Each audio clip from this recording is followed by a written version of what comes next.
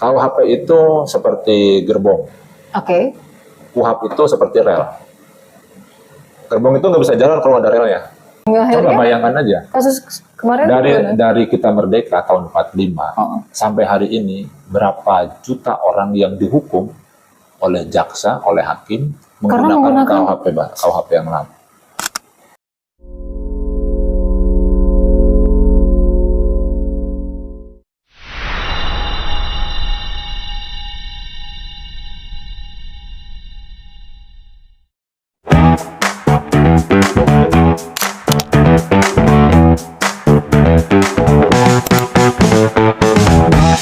Oke, sudah sekian lama nggak ngobrol sama tamu saya.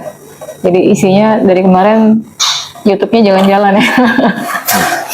Sekarang mulai lagi kita mau ngobrolin sesuatu yang sebenarnya udah happening dari awal tahun 2025 dan bergulir di Agustus, akhirnya keluar tuh di November ya, pengesahan undang-undang KUHP. Saya spill dulu ya supaya bisa melihat siapakah tamu saya pada pagi hari ini.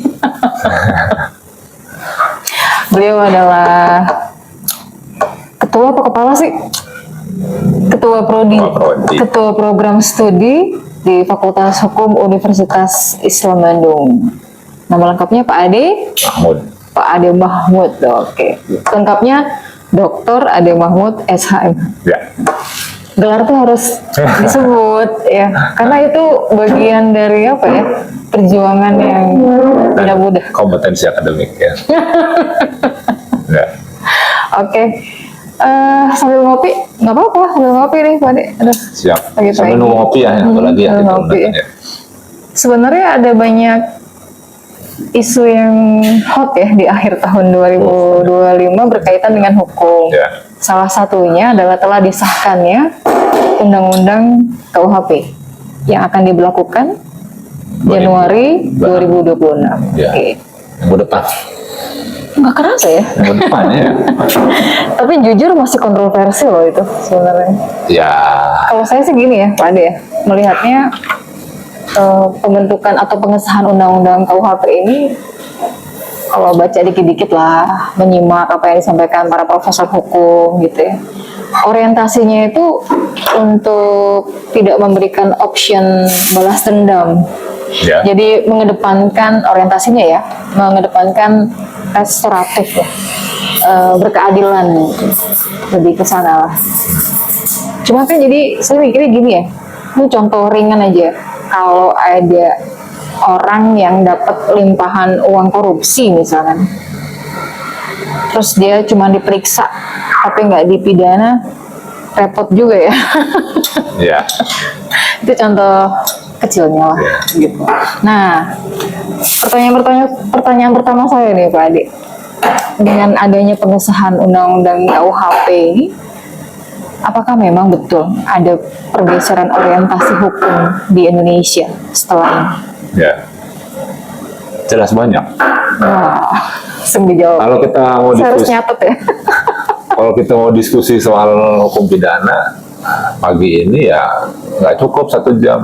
Gitu ya? Saya saja kalau di Fakultas Hukum Unisba ngajar hukum pidana 4 SKS. 1 SKS itu 50 menit kali 4.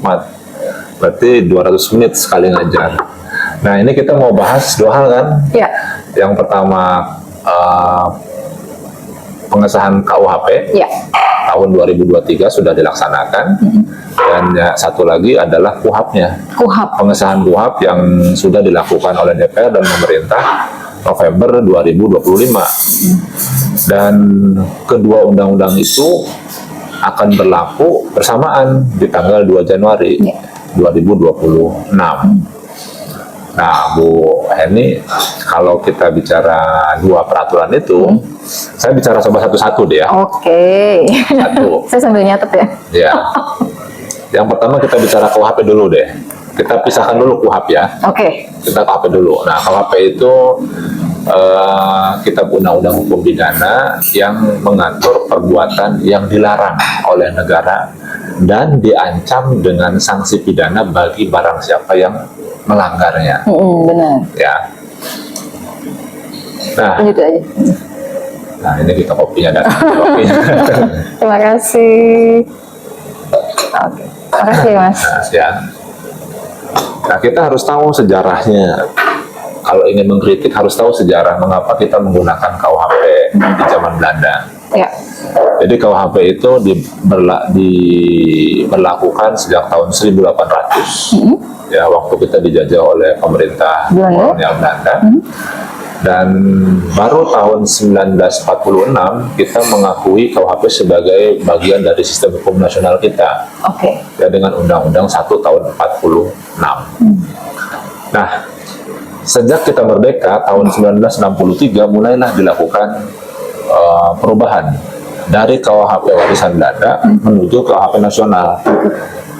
Dari tahun 63 baru berhasil itu tahun 2019 mau disahkan saat itu, tapi didemo oleh masyarakat, oleh mahasiswa, sehingga ya saat itu banyak sekali pasal-pasal yang kontroversial kan. Banyak pasal kontroversial saat itu. Seingat saya ada 2 undang-undang yang diprotes. Satu undang-undang KPK, revisi undang-undang KPK, dan satu lagi revisi KUHP.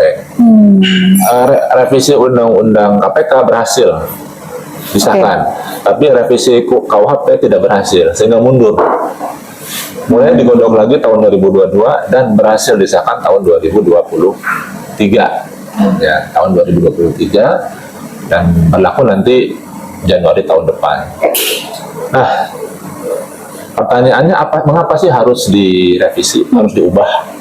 Saya katakan tadi, hukum pidana Indonesia itu dia filsafatnya menggunakan filsafat barat, individualistik, dan semangatnya ada lex talionis. Lex talionis itu adalah menghukum. Orang yang melakukan kejahatan harus dihukum dengan hukuman yang seberat-beratnya. Nah, pandangan itu sekarang sudah bergeser dari lex talionis menjadi retributive justice, reorientasi justice. Ya, nah, mengapa pertanyaannya harus diubah? Kita harus tahu dulu bahwa pemerintah mengubah KUHP itu dia punya misi. Nah, misinya pertama adalah misi dekolonisasi. Apa misi dekolonisasi itu? Misi dekolonisasi itu adalah hukum pidana Indonesia harus dilepaskan dari nilai-nilai kolonialisme yang sejak saat itu sudah diberlakukan ya sejak pemerintahan Belanda ya. Jadi kita sebagai negara merdeka harus punya hukum yang merdeka, bukan lagi hukum yang merupakan warisan dari pemerintah kolonial yang lama. Yang kedua ada misi demokratisasi. Kita sebagai negara yang demokratis harus menampung semua aspirasi masyarakat, aspirasi akademisi hukum, praktisi hukum, masyarakat, koalisi masyarakat sipil, itu harus diakomodir, dimasukkan ke dalam rancangan KUHP. Ya. Kenapa? Ya kita negara demokrasi, bukan negara totaliter, bukan negara kerajaan. Yang ketiga ada misi adaptasi. Misi adaptasi itu perkembangan ilmu hukum pidana terus berkembang. Sementara KUHP kita adalah KUHP warisan Belanda yang diberlakukan sejak tahun 1800. Perkembangan hukum pidana yang sudah maju, tapi hukum pidana kitanya masih warisan tahun 1800, kan sudah tertinggal jauh. Maka harus dilakukan pembaharuan sesuai dengan ilmu pengetahuan hukum yang berkembang saat ini. Itu namanya misi adaptasi. Yang keempat ada misi harmonisasi. Harmonisasi itu misi di mana KUHP kita itu harus disinkronkan dengan berbagai regulasi dan peraturan hukum pidana yang ada di luar KUHP. Misalnya apa? Misalnya undang-undang korupsi, undang-undang narkotika, undang-undang terorisme, undang-undang tindak pidana pencucian uang, undang-undang pelanggaran hak asasi manusia, undang-undang kelautan, kehutanan, pabeanan, dan seterusnya. Itu nggak boleh berdiri sendiri. Kenapa? Karena kalau tidak diharmonisasikan, KUHP-nya mengatur begini, peraturan lainnya mengatur begitu, dia akan bertabrakan. Nah, makanya salah satu penyakit akut dalam ilmu hukum di Indonesia, salah satunya adalah antinominorman. Antinominorman itu artinya pertentangan, perbenturan antara satu pasal dalam undang-undang yang satu dengan pasal dalam undang-undang yang lain. Nah, hal seperti itu harus diharmonisasikan. Nah, maka dari 4 misi itu KUHP Indonesia sangat harus direvisi dan segera diperbaharui. Itu dari aspek visi dan misi. Yang berikutnya, Tapi nggak, maksud saya gini, sambil diminum ya. ya, Maksud saya yang tadi saya sebutkan soal ada pergeseran orientasi itu benar ya? jelas orientasinya sangat berbeda jauh. Misalnya begini, KUHP warisan Belanda itu memuat 3 buku. Buku 1 tentang ketentuan umum, buku 2 tentang kejahatan, buku ketiga tentang pelanggaran. Nah, yang berbeda jauh itu Sekarang ada 2 ya? di KUHP baru itu ada 2. Ketentuan umum dan tindak pidana. Jadi pelanggaran dan tindak kejahatan di dalam KUHP yang lama itu disatukan dalam 1 buku. Namanya tindak pidana. Yang berubah jauh berbeda dari KUHP lama KUHP baru itu buku 1. Dia mengatur tentang ketentuan umum. Disitulah ajas dan teori hukum pidana itu diadopsi. Yang tadi misi adaptasi perkembangan ilmu hukum pidana itu diadopsi di dalam buku ke-1, restoratif justice. Pidana mati tidak boleh lagi menjadi pidana pokok, dia harus diberi tenggang waktu 10 tahun, ya. Itu adalah pembaharuan-pembaharuan yang terjadi di dalam KUHP baru. Kita bayangkan, kenapa harus direvisi? Misalnya kita contohnya, KUHP yang berlaku hari ini, Mbak, itu adalah KUHP versi pemerintah Belanda yang diterjemahkan. Oleh siapa? Setidaknya kalau saya lihat ada 2 penerjemah. Yang pertama KUHP yang diterjemahkan oleh Profesor Mulyatno, yang kedua KUHP yang diterjemahkan oleh Profesor R. Susilo. Dan dua terjemahan itu, satu lagi ada terjemahan Profesor Andi Hamzah. Itu ketiga terjemahan itu berbeda. Tafsirnya, ya, terjemahannya berbeda. Jadi mereka itu adalah orang-orang yang mengerti dalam bahasa Belanda dan mereka menerjemahkan KUHP Belanda ke dalam bahasa Indonesia. Tetapi ada beberapa pasal yang menurut saya sangat krusial, dan itu menimbulkan ketidakpastian hukum.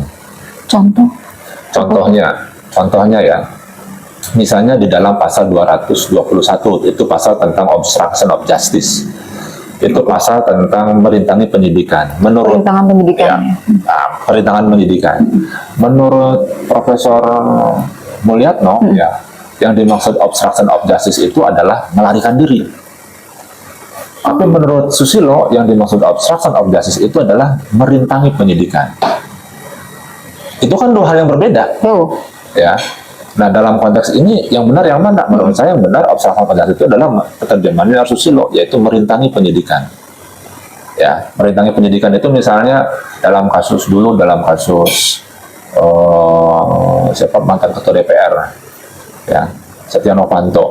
Soal ini IKTP ya, korupsi. Itu kan oleh pengacaranya saat itu dan orang-orang di lingkarannya, ya, dia membuat surat keterangan palsu, ya, surat sakit palsu, yang tujuannya adalah menghindari penyidikan. Nah, saat itu supaya nggak diperiksa. Ya, itu menurut saya pengertian merintangi penyidikan adalah obstruction itu merintangi penyidikan, bukan melarikan diri. Kan 2 hal yang berbeda, merintangi dengan melarikan. Dia nggak melarikan diri, tapi dia kan memberikan surat. Dia membuat satu dokumen yang tujuannya adalah untuk merintangi penyidikan. Ya, itu satu pasal. Berujung ketidakpastian hukum. Iya, coba bayangkan aja. Kasus kemarin dari kita merdeka tahun 45 sampai hari ini, berapa juta orang yang dihukum oleh jaksa, oleh hakim menggunakan KUHP yang lama. Untung saya dosen Fakultas Hukum di Unisba. Kalau saya pengacara masuk ruang sidang, lalu klien saya didakwa dengan misalnya pasal pencurian. Pasal pencurian itu kan pasal 362. Isinya barang siapa mengambil barang orang lain sebagian atau seluruhnya untuk dimiliki secara melawan hukum. Menurut Profesor Mulyatno, salah satu unsur 362 itu adalah melawan hukum. Tapi menurut R. Susilo, bukan melawan hukum tapi melawan hak. Melawan hak dengan melawan hukum itu berbeda. Ya kan? Kalau saya pengacara, saya akan challenge dulu jaksanya. Pak jaksa, Anda mendakwa klien saya itu menggunakan KUHP yang mana? KUHP Susilo atau KUHP Mulyatno? Karena itu tidak pasti, ya. Makanya perlu dilakukan pembaharuan. Jadi di sistem peradilan juga itu membingungkan mereka para penegak hukum Sebetulnya ya? seperti itu. Itulah kondisi yang ada ketika kita bertahan pada KUHP yang lama. Makanya harus diperbarui dengan KUHP yang baru. Dan pembaharuannya itu sebetulnya banyak sekali di buku 1, di ketentuan umum. Kalau buku kedua itu tidak begitu banyak. Kenapa? Karena yang namanya tindak pidana dimanapun di kolong langit ini sama. Ya, kecuali 3. Misalnya gini, pencurian, pembunuhan, penggelapan, penipuan. Di Indonesia kejahatan, di Eropa, di Amerika, di Afrika sama kejahatan. Kecuali 3. 1, delik politik.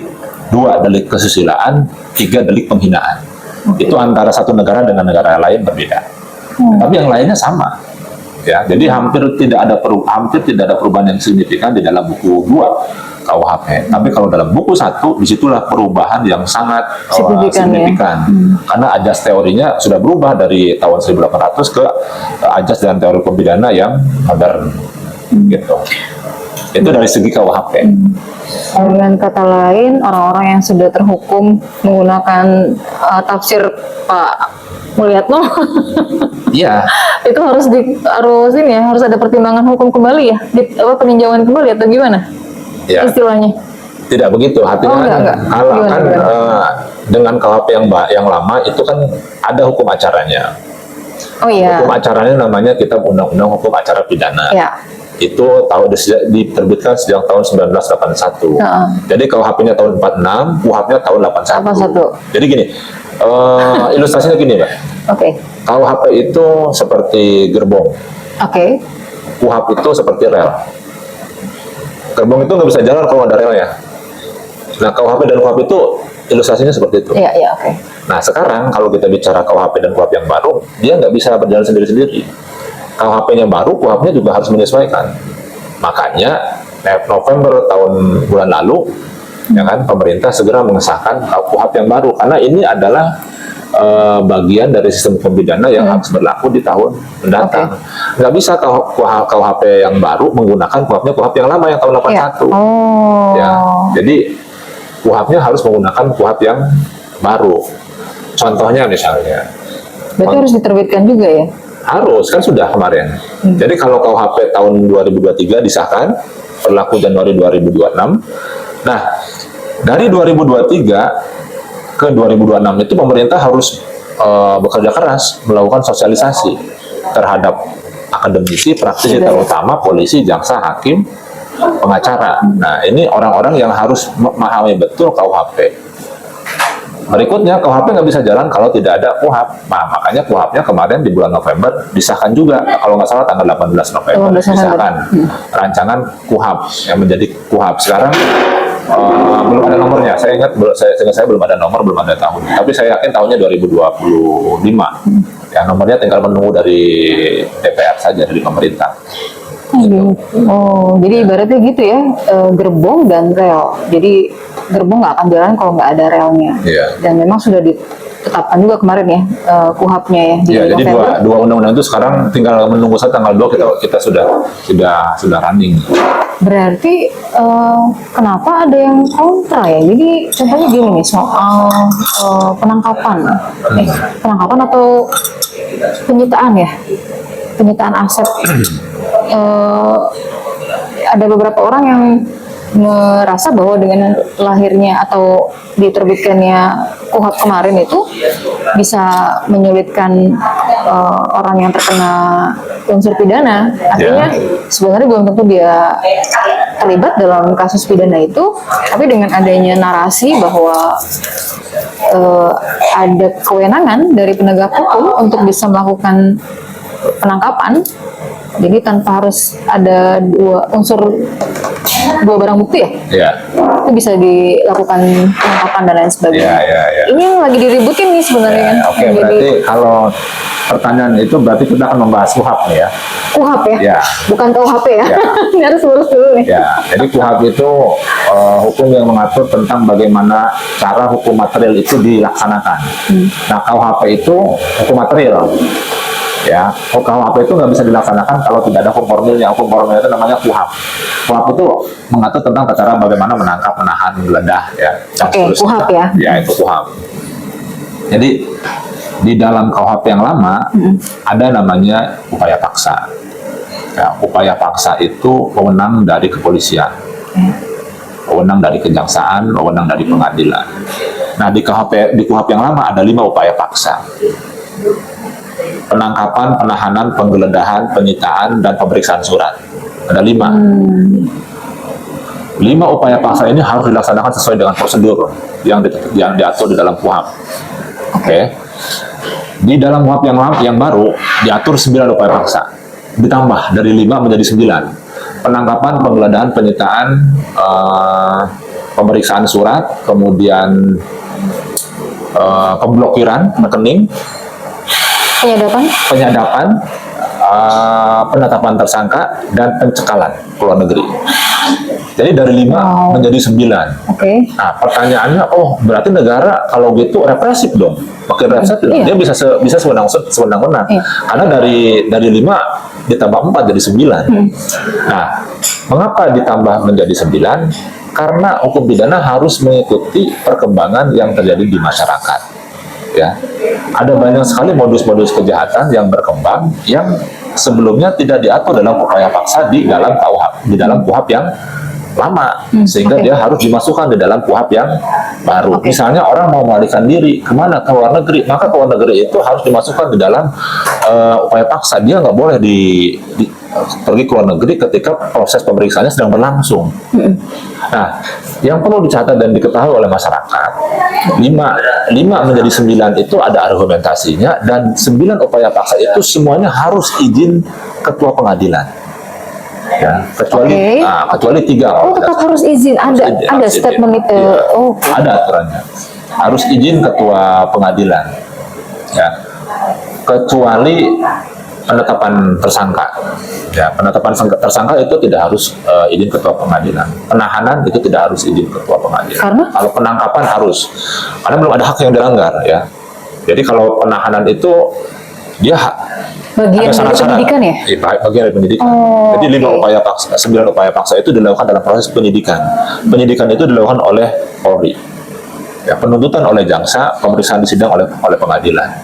Nah, jadi 9 upaya banget ini Pak Ade, saya jadi paham nih. Jadi 9 upaya paksa itu harus izin ketua pengadilan, kecuali penetapan tersangka, penahanan, dan satu lagi saya lupa ya. Dan 9 upaya paksa itu bisa diuji oleh advokat. Jadi kalau kliennya misalnya dia ditangkap atau dia digeledah, tetapi tidak pakai surat tugas, tidak pakai surat perintah, itu kan berarti unprocedural. Maka langkah penyidik itu bisa digugat atau diuji di mana? Di pra-peradilan. Kalau misalnya tidak ada surat penggeledahannya, maka ya pengadilan harus menyatakan bahwa upaya paksa itu tidak dibenarkan, batal demi hukum. Sehingga prosesnya harus dibatalkan. Tidak ada akibat hukum.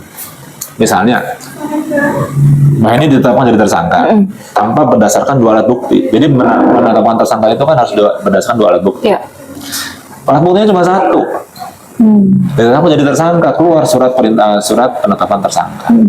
Ya, maka kalau ketika diuji oleh advokat di pra-peradilan alat buktinya hanya 1, maka penetapan tersangkanya harus digugurkan oleh pengadilan. Sehingga Mbak ini harus kalau ditahan harus dikeluarkan dari tahanan. Kalau tidak ditahan, penetapan tersangkanya gugur. Harus gugur. Ya. Itu upaya negara untuk memosisikan negara dan warga negara itu sejajar. Nah, buktinya apa? Buktinya adalah kalau di KUHP yang lama, posisi antara polisi dengan tersangka, dengan pengacara itu tidak seimbang. Gimana diulang? Ya. Posisi antara ini kan gini. KUHP itu kan hukum publik. Hukum pidana itu kan hukum publik. Dia hukum yang mengatur hubungan negara dengan warga negara dalam posisi yang tidak sama. KUHP ya. Iya. Nah, karena posisinya tidak sama, ya penyidik itu bisa bertindak sewenang-wenang. Misalnya dalam proses pemeriksaan dia bisa mengintimidasi saksi supaya ngaku, atau bisa mengintimidasi tersangka, memaksa supaya mengakui perbuatan yang sebetulnya tidak pernah dilakukan. Itu kan bisa terjadi. Makanya di KUHP yang baru, setiap proses pemeriksaan harus didampingi oleh advokat. Supaya apa? Supaya tidak terjadi penyalahgunaan wewenang, intimidasi, paksaan, ya, agar dia mengatakan atau mengaku sesuatu yang tidak pernah dilakukan. Kalau tidak didampingi? Kalau tidak didampingi itu rentan sekali. Misalnya orang kampung, orang di daerah dipanggil jadi saksi sebagai terlapor, dia udah gemeteran, ya kan? Kalau bayangkan kalau tidak didampingi pengacara, ya apa saja yang ditanyakan diakui saja, bisa jadi. Nah, beda dengan didampingi ada intimidasi. Iya, kalau didampingi oleh pengacara, ya dia tahu hak-haknya apa. Iya, maksud saya kalau unsur tidak didampingi oleh pengacara yang tidak terpenuhi, nggak boleh lanjut dong. Iya, kan artinya wajib didampingi oleh penasihat hukum, apalagi untuk tindak pidana yang diancam dengan 5 tahun. Nah, kalau nggak punya uang gimana? Nah, kalau tidak punya uang bagaimana? Mengatur Mbak di situ. Diatur juga. Diatur. Bagi orang yang tidak mampu, maka penyidik harus menunjuk sampai bantuan ada bantuan advokat hukum, yang memberikan bantuan hukum. Jadi ada bantuan hukum, ada jasa hukum. Kalau bantuan hukum itu diberikan bagi orang yang menjadi tersangka, terdakwa, saksi yang diperiksa dari proses penyelidikan, penyidikan, penuntutan sampai pemeriksaan di pengadilan, dan itu gratis. Ya, itu gratis. Kalau sekarang kan enggak begitu. Ya kan dengan KUHP yang baru dia adanya jasa hukum. Jasa hukum itu berbayar. Kalaupun tidak berbayar, itu biasanya ada di tingkat pengadilan. Di tingkat pengadilan itu ada Pospakum namanya, Pusat Bantuan Hukum. Itu gratis, itu dibayar oleh negara. Nah, kalau sekarang bukan hanya di tingkat pengadilan, tapi mulai dari kepolisian, di Polsek, di Polres, di Polda, itu penyidik harus menunjuk. Kalau dia tidak didampingi penasihat hukum, penyidik harus wajib bahasanya. Wajib didampingi, dan itu gratis. Itu bagian dari upaya negara melindungi kepentingan hukum dari orang yang menjadi saksi, menjadi pelapor, menjadi terlapor, menjadi tersangka di tingkat penyidikan. Yang sebelumnya belum diatur secara tegas, sangat membantu. Jadi ada hal-hal yang oleh masyarakat saya lihat tidak dibaca, tidak dipahami secara jelas. Mereka hanya membaca mereka hanya membaca dari media sosial yang sepotong-sepotong. Contohnya misalnya gini. Tadi yang dipersoalkan penyadapan. Nah. Ini seksi nih. Ini dulu deh, Pak. Ya,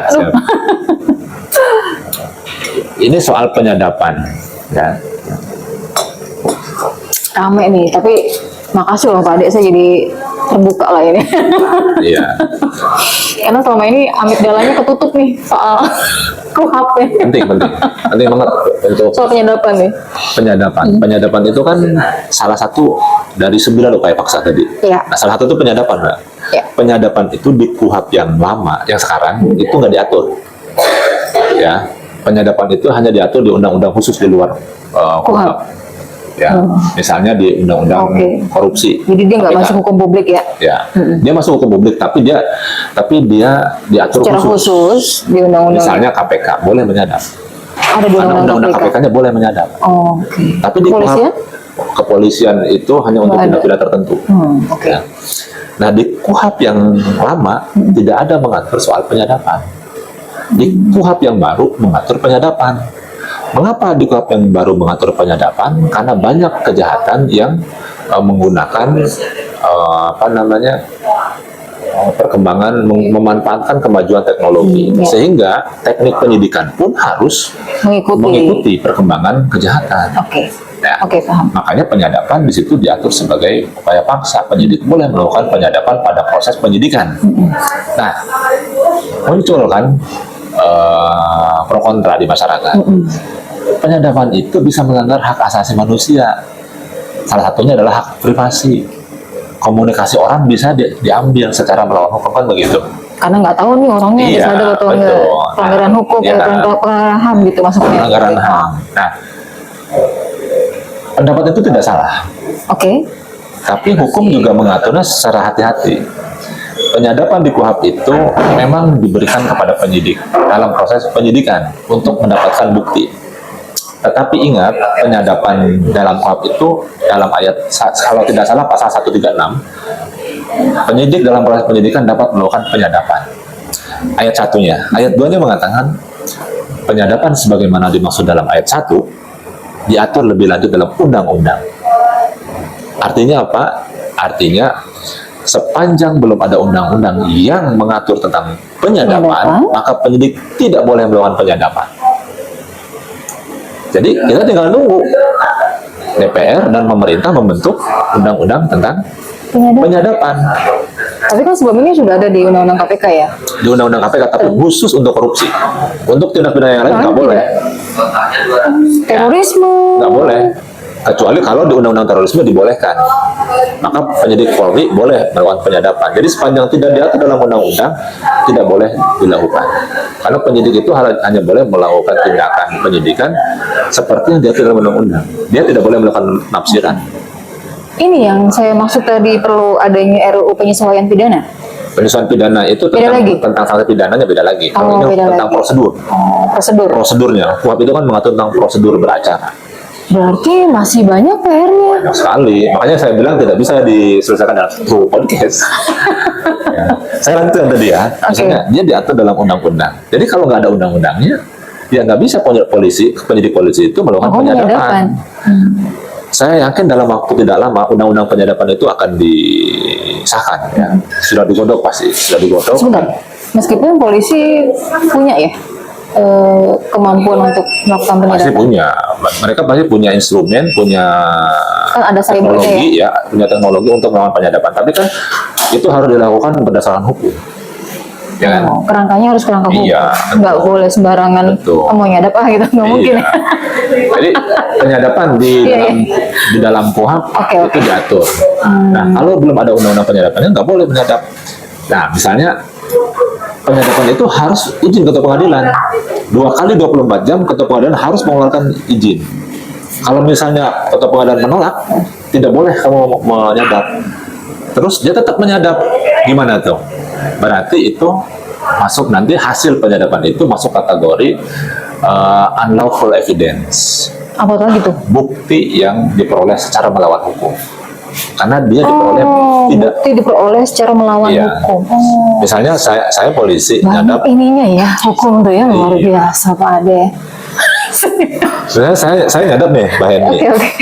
Nggak izin ketua pengadilan, ya kan, nggak ada izinnya, atau sudah izin tapi ditolak izinnya, tapi tetap dilakukan penyadapan, lalu hasil penyadapan itu oleh penyidik dibawa ke pengadilan. Mana izin ketua pengadilannya? Nggak ada. Maka itu dikategorikan sebagai unlawful evidence, bukti yang diperoleh secara melawan hukum yang oleh hakim harus dinyatakan sebagai bukti yang tidak memiliki kekuatan pembuktian. Jadi harus ditolak buktinya. Nggak sah. Fair kan? Iya. Sangat fair menurut saya. Tinggal kita tunggu undang-undang penyadapan. Gitu. Luar biasa ya. Itu baru dari satu upaya paksa ya, dari satu pasal. Iya, ya iyalah. Nggak mungkin kita bahas semua pasal, nggak apa-apa, nanti berjilid aja Pak De. Tapi ini ya, by the way, keren banget ya, membuktikan bahwa memang masyarakat kita nih jangan bilang buta hukum lagi deh, harus belajar. Karena kehidupan kita selama ini sangat berdekatan dengan hal-hal yang bersifat berdekatan dengan hukum. Betul. Sebenarnya cuman harus paham. Saya aja yang pekerjaannya sebagai jurnalis baru tahu soal hukum tuh ya kalau wawancara pakar hukum, baru wawancara polisi, tahu undang-undangnya, tahu cara di pengadilan mekanismenya kayak gimana gitu. Terkadang ya apalagi kalau saya lihat sih ya, masyarakat kita secara umum tuh melihat adanya pengesahan KUHP di November kemarin itu sangat apa istilahnya reaktif. Masyarakat ya? Reaktif banget, reaktif gitu. Sampai Pak Habibur Rahman itu kan di sidang pas pengesahan itu kan bilang hoax ya. Ada banyak hoax ya, hingga akhirnya dia membuat 14 poin tuh ya, penjabaran dan lain sebagainya. meskipun waktunya kan sempit ya, dan itu ditafsirkan ulang lagi tuh sama masyarakat soal 14 poin itu. Yeah. Itu yang pertama. Yang kedua, mungkin nggak kerasa karena belum berhadapan dengan hukum. Ya. Iya nggak sih? Ya. Belum dialami ya. Belum mengalami. Nggak usah jauh-jauh soal pidana lah. Hukum adat aja sekarang tuh ramai tuh. Pak Ade, iya nggak? Saya nggak ngerti sih. Saya nggak ngerti. Cuman saya jadi apa ya? Logika saya jadi kebuka. Wah, ini berarti semuanya harus diberesin nih. Iya. Nggak cuman satu pihak aja gitu. Kan sekarang ramai nih teman-teman ngomongin soal hukum adat tuh gimana nanti implementasinya di KUHP 2026. Penjelasannya itu ya. Boleh. Gimana? Hukum adat nih. Hukum adat itu di dalam KUHP yang lama itu tidak diakui. Karena menurut Belanda itu adalah hukum yang aneh. Masa hal-hal yang gaib diadopsi sebagai hukum. Iya. Sementara kita orang Indonesia itu percaya dengan nilai-nilai luhur. Ya. Nah, di dalam KUHP baru hukum adat itu diakui sebagai hukum yang hidup di dalam masyarakat. Diakui di dalam pasal 2 sekarang. Oke. Ya. Diakui ya? Ya, pemberlakuan hukum adat di dalam di dalam hukum pidana Indonesia itu dari dulu sempat menimbulkan perdebatan juga di ahli hukum Belanda sendiri loh, di para profesor Belanda. Jadi, ini kalau kita baca buku-buku hukum pidana, ada banyak sekali karya-karya yang ditulis oleh sarjana-sarjana Belanda. Hampir semua sarjana Belanda itu menulis tentang pengantar hukum pidana Belanda. Ya. Judul bukunya rata-ratanya itu Inleiding Thoughts in this Strafrecht. Ya. Itu bahasa Belanda? Ya. Artinya? Pengantar hukum pidana Belanda. Oh, itu ada Van Bemmelen, ya, ada banyak lah. Ya. Tapi hanya satu sarjana hukum Belanda yang menulis tentang pengantar hukum pidana Hindia Belanda. Judul bukunya itu Inleiding Thoughts in this Strafrecht. Pengantar hukum pidana Hindia Belanda. Dia hanya satu-satunya ahli hukum pidana Belanda yang menulis tentang pengantar hukum pidana Hindia Belanda. Karena dia sangat memahami betul tentang hukum adat di Hindia Belanda karena dia hakim di Sulawesi. Rata-rata hukum profesor-profesor di Belanda itu dia menulis buku tentang pengantar hukum pidana Belanda saja, tapi hanya dia satu-satunya namanya Jonkers. Jonkers ini dia menulis hukum pengantar Hindia Belanda. Di dalam bukunya itu salah satu dia membahas tentang bahwa hukum pidana Belanda itu tidak serta-merta bisa diterapkan di Indonesia. Kenapa sebabnya? Karena antara Belanda dengan Indonesia itu beda. Misalnya mereka itu daratan semua kan, kita kepulauan, kita heterogen, ada banyak suku, ras, agama, mereka homogen penduduknya. Nah, salah satu yang menyebabkan kita heterogen itu karena kita memiliki nilai hukum adat yang berbeda-beda, ya kan? Yang di Belanda nggak ada, di kita ada. Nah, ketika mereka membawa hukum tertulis di Indonesia, hukum adat yang tidak tertulis itu tidak diakui oleh mereka. Padahal itu nyata, hidup, berkembang, dan diterapkan oleh masyarakat kita di wilayah-wilayah tertentu. Misalnya taruh di di Madura, ya kan? Kemudian ada di Cirebon, di Bali. Nah, itu kan banyak sekali hukum adat. Itu diakui oleh hukum pidana Indonesia di KUHP yang baru. Nah, nantinya hukum adat yang diakui di KUHP baru itu akan diatur lebih lanjut di dalam peraturan pemerintah. Peraturan pemerintah ini nanti akan jadi pedoman bagi pemerintah daerah di kabupaten atau kota, di kabupaten terutama ya, untuk membuat perda tentang hukum adat.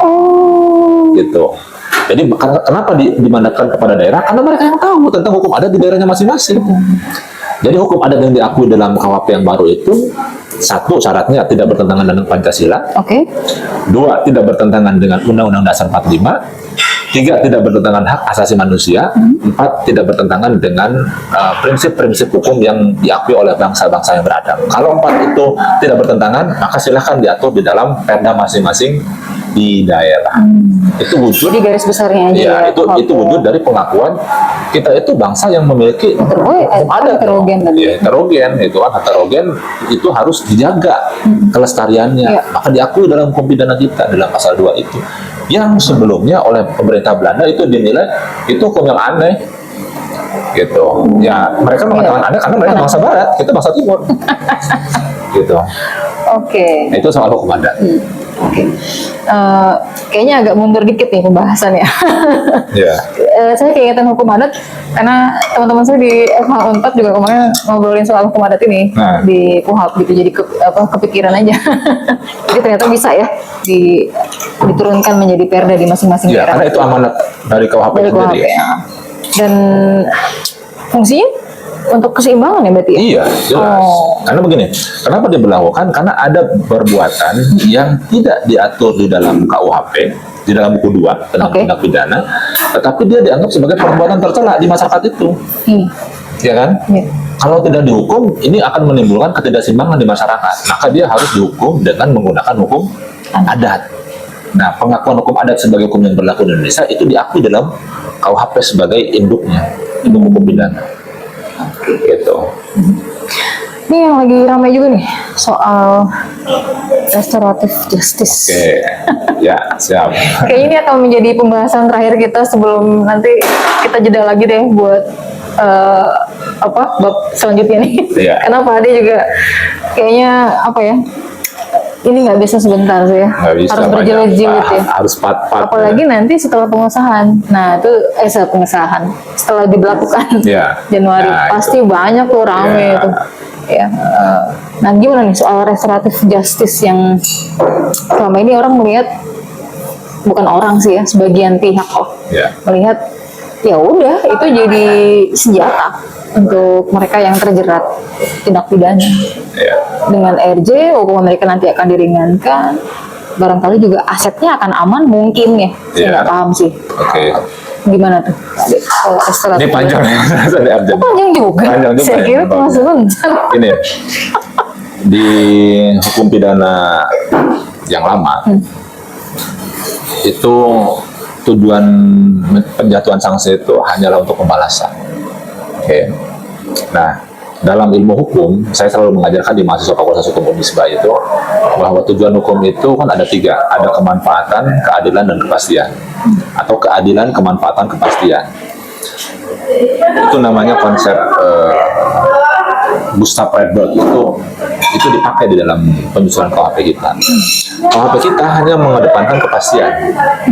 Misalnya kasus pencurian, orang mencuri uang atau mencuri uang 10 juta dengan mencuri HP. HP saya misalnya harganya 5 juta. Pasal yang didakwakan sama, ya kan? Pasal 362. Ancaman pidananya sama 5 tahun. Tapi apakah hukumannya harus beda? Nah itu. Kalau bicara kepastian hukum harusnya sama. Tapi kalau bicara keadilan harus berbeda. Harus beda dong. Pasti dihukum. Harus beda dong orang yang mencuri kendaraan. Kalau keadilan harus beda ya. Beda. Karena keadaan itu melihat bagaimana kondisi sosial, ekonomi pada saat perbuatan itu dilakukan. Bagaimana dampaknya kepada masyarakat, bagaimana dampaknya bagi pelaku, bagaimana dampaknya bagi korban. Itu kan harus dilihat sebagai satu kondisi yang akan mempengaruhi putusan. Ya, tapi kan selama ini yang mengajukan restoratif justice ini adalah justru orang-orang yang pamungkasnya yang melakukan itu. Nah, itu nanti kita ke sana diskusinya ya. Itu kepastian hukum. Nah, dalam KUHP yang baru nggak bisa hanya kepastian hukum. Hukum pidana itu harus mencerminkan keadilan. Maka kalau ada pertentangan antara kepastian dengan keadilan, hukum pidana harus mengedepankan keadilan. Nah, keadilan yang bagaimana? Nah, putusan hakim itu makanya harus ditopang dengan 11 pedoman pemidanaan. 11 pedoman pemidanaan itu adalah pedoman yang dijadikan oleh hakim untuk memutus berat ringannya satu putusan. Ya, misalnya bagaimana ketika dia melakukan tindak pidana keadaan ekonominya. Apakah residip atau bukan, pengulangan atau bukan, atau baru pertama kali, nilai kerugiannya berapa, korbannya bagaimana, reaksi masyarakat bagaimana, itu akan dipertimbangkan untuk mengurangi hukuman. Nah, restoratif justice itu berlaku untuk tindak pidana ringan yang ancaman pidananya di bawah 5 tahun. Ya, kalau di bawah 5 tahun boleh dilakukan restoratif justice dengan syarat pelakunya baru pertama kali melakukan, bukan pengulangan. Kerugiannya di bawah 5 tahun. Ancaman pidananya. Kemudian korbannya mau memaafkan, berdamai. Jadi restoratif justice itu kalau misalnya ada Mbak Heni ditipu sama orang 5 juta, kata Mbak Heni, saya ingin damai, tapi kembalikan dulu kerugian saya 5 juta. Pelakunya mengatakan, oke, saya sanggup kembalikan dulu 5 juta buat berita acara perdamaian. Berita acara perdamaian itulah yang akan dijadikan dasar oleh penyidik untuk mengeluarkan surat penghentian penyidikan. Anda selesai, kasusnya tidak naik ke penyidikan. Karena korbannya memaafkan dan pelaku bersedia mengembalikan kerugian itu secara full. Kalau sudah terjadi demikian, buat apa negara melanjutkan penuntutan terhadap si tersangka? Kalau kerugiannya itu sudah dipulihkan dan korbannya memaafkan, dan kunci penting dalam restoratif justice itu korbannya harus dipulihkan, harus memaafkan. Kalau korbannya tidak mau, tidak bersedia, ya proses akan berjalan terus. Bagaimana Pak kalau untuk kasus berat, misalnya korupsi? Kita lihat indikatornya. Korupsi masuk nggak dengan tindak pidana yang diancam 5 tahun? Korupsi itu kan di atas 5 tahun rata-rata. Nah, ya ini yang harus jadi persoalan nanti dalam undang-undang tindak pidana korupsi, dia mengatur minimum khusus, minimum 4 tahun, ancaman pidananya maksimum 12 tahun. Kan tadi dikatakan di bawah 5 tahun. Nah, nanti korupsi itu masuk nggak dalam kategori tindak pidana yang bisa di restoratif justice? Nah, kalau bisa, itu akan menimbulkan perdebatan. Kalau gitu nanti koruptor kalau diketahuan nanti tinggal balikin aja uangnya, ya kan? Nah, itu nanti akan disesuaikan dengan undang-undang penyesuaian pidana, itu salah satu. Undang-undang narkotika, undang-undang terorisme. Itu kita bisa dalam satu sistem hukum soalnya, Pak. Tapi pada prinsipnya restoratif justice adalah satu alternatif di mana tidak semua tindak pidana itu harus dilanjutkan ke proses persidangan, dengan catatan ancaman pidananya di bawah 5 tahun, korbannya memaafkan dan kerugiannya dipulihkan. Itu bisa dilakukan di semua tahap pemeriksaan, bisa di penyidikan, bisa di penuntutan, bisa di pemeriksaan di pengadilan. Ini dimengerti kan sama para penegak hukum? Seharusnya sangat dimengerti. Saya hakul yakin pemerintah dan seluruh stakeholder yang ada itu bisa mensosialisasikan ini ketika sejak KUHP itu diberlakukan. KUHP kan dari tahun 2023 nih, sudah berjalan sosialisasinya 3 tahun. Nah, yang jadi soal itu KUHP. Karena KUHP-nya ini kan baru November kan? Publik tadi. Ya kan? Dia baru November dan dia harus berlaku Januari. Itu kan masa sosialisasinya sangat singkat. Itu yang menurut saya tuh memang kita harus akui penyusunan RKUHP itu terburu-buru. Kenapa terburu-buru? Ya karena dia harus mengejar masa keberlakuan KUHP yang tanggal 2 Januari. Sebelum berlaku KUHP harus sudah disahkan dulu. Nah, itu yang memang kita harus akui agak terburu-buru. Memang kondisinya seperti itu, gitu kan. Oh, jadi kebuka nih ya bahwa apa yang sedang dilakukan oleh DPR khususnya ya di bidang hukum ini memang benar-benar untuk bisa memperbaiki tatanan hukum di Indonesia gitu ya. Dan kayaknya tantangan hukum di 2026 nampaknya lebih lebih kompleks. Lebih kompleks ya. Pertama, kenapa dikatakan demikian? Pertama, aparat penegak hukumnya harus memahami betul KUHP dan KUHP yang baru. Kan kemarin ada penandatanganan tuh antara Polri, Kejaksaan Agung dan Ketua Mahkamah Agung. Mahkamah Agung. Itu kan bagian dari hanya normatif aja gitu ya untuk itu kan bagian dari mereka, karena kan wajah penegakan hukum nanti tahun depan itu akan ditentukan oleh 3 institusi itu. Kepolisian, kejaksaan, dan pengadilan. Itu bagaimana mereka bekerja, itulah yang akan mempengaruhi opini publik di masyarakat, terutama pasca pemberlakuan KUHP dan KUHP. PR-nya adalah penegak hukum dari 3 lembaga ini plus advokat itu harus paham betul KUHP dan KUHP yang baru supaya pelaksanaannya, penerapannya sesuai dengan apa yang dipikirkan oleh pembentuk undang-undang gitu. Itu yang repot tuh. Harmonisasi tadi ya. Terutama teman-teman kepolisian di tingkat polsek di daerah-daerah. Itu kan mereka bertindak sebagai penyidik loh. Nanti mereka yang akan melaksanakan 9 upaya paksa tadi kan. Kalau nggak paham, nah itu nanti bisa banyak orang yang terlanggar hak-haknya. Banyak kelas di lapisan masyarakat.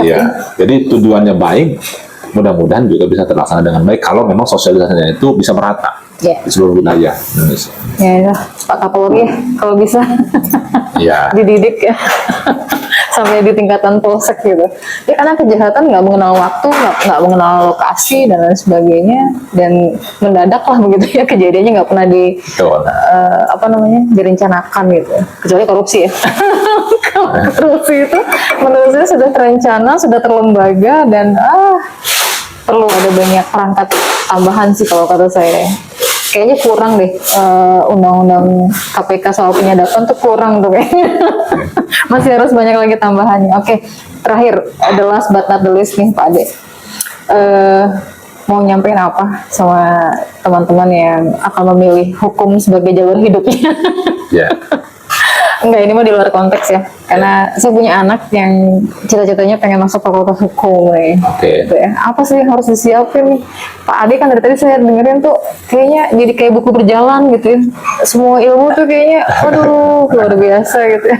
Ya, kalau apa basicnya nih? Ya, pertama kalau ingin, yang pertama saya mengajar di Fakultas Hukum Unisba ya. Di sana kita diajarkan betul tentang bagaimana ajas dan teori hukum itu.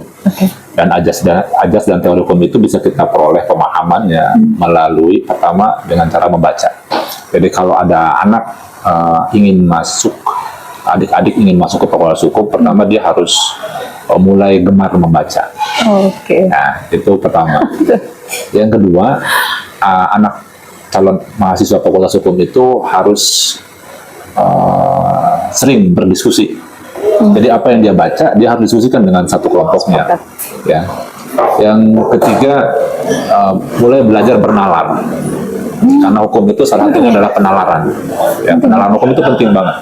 Jadi anak hukum itu biasa bernalar, kemudian mensistematisir satu fakta dengan fakta berikutnya. Jadi salah satu ciri khas dari anak hukum itu adalah dia bernalar, dia berlogika. Logika dan bernalar itu muncul dari kebiasaan dia membaca, dia berdiskusi. Itu. Karena ya, kemudian juga jangan lupa anak Fakultas Hukum itu harus pandai berbicara. Ya. Jadi berdialektika kalau anak hukum itu dia harus pandai berbicara dengan lawan yang satu frekuensi, satu pemikiran, ataupun dengan lawan yang pemikirannya berbeda dengan kita. Ya. Jadi karena belajar hukum itu bukan hanya belajar norma, bukan hanya belajar pasal, tapi dia juga belajar ajas, belajar filsafat. Ya. Makanya kalau nalar itu akan terbentuk ketika dia sering membaca buku-buku tentang hukum, filsafat, ajas, dan teori hukum. Itu akan dengan sendirinya bisa menumbuhkan logika dan nalar yang cukup tajam. Ya. Nah, disitulah nanti kita akan asik mendalami dunia hukum ya, karena dan harus terbiasa juga dengan dunia hukum. Dunia hukum itu kan keras. Jadi dalam hukum itu ada ajas namanya lex dura satemen scripta. Hukum itu keras karena memang demikianlah sifat dan keadaannya. Jadi jangan lembek kalau gitu ya. Itu prinsipnya. Kalau nggak cocok ya masuk hukum. Iya. Oke deh, Pak Ade, makasih ya. Nanti kita bikin jilid-jilid berikutnya. Nanti kita diskusi lagi di part berikutnya. Untuk bahasan kali ini, dan teman-teman, intinya sih hari ini kita belajar hukum. Saya juga belajar hukum karena banyak hal ternyata yang nggak saya ngerti soal hukum. Nanti kita akan bahas di podcast berikutnya. Terima kasih sudah menyimak. Sampai jumpa.